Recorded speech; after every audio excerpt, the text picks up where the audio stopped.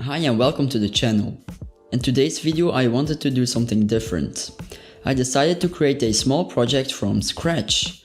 So I'm going to show you how I made a custom cursor using CSS, HTML and Photoshop.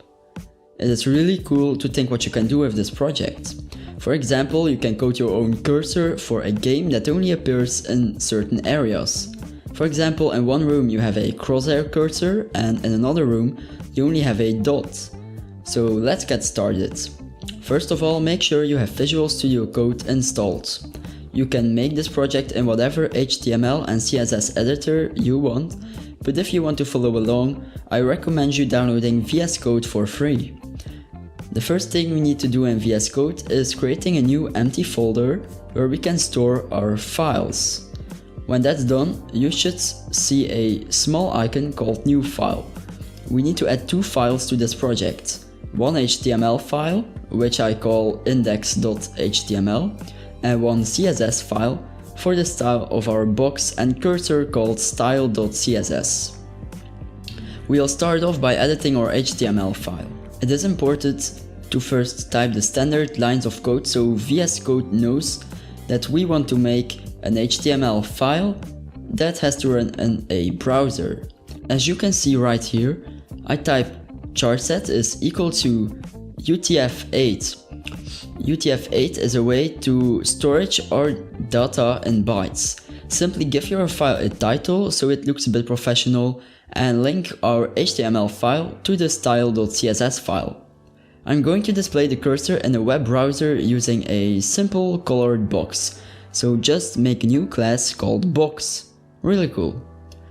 Now it is time to start working on our cursor and the style of the box.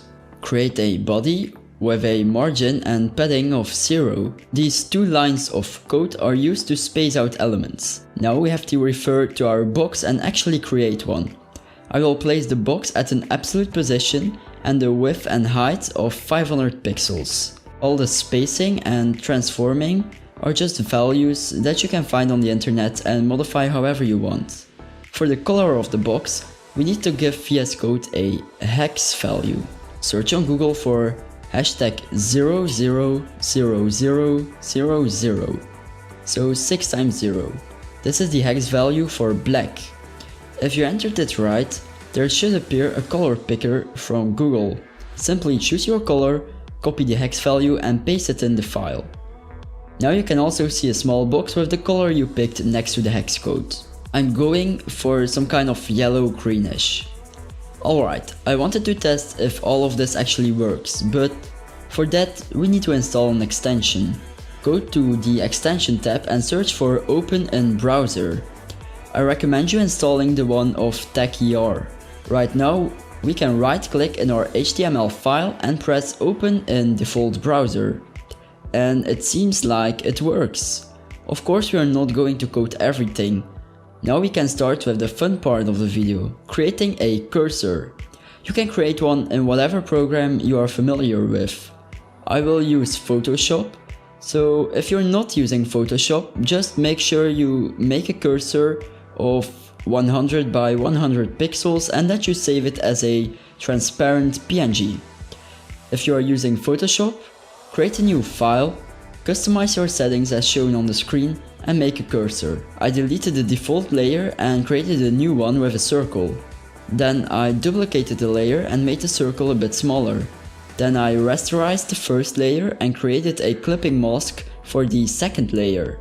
When you go to the path section, you can now see an item. Right click and choose Make Selection and press Enter. If I delete the first layer now, you can see that I have a nice shape that I can use to make a cursor.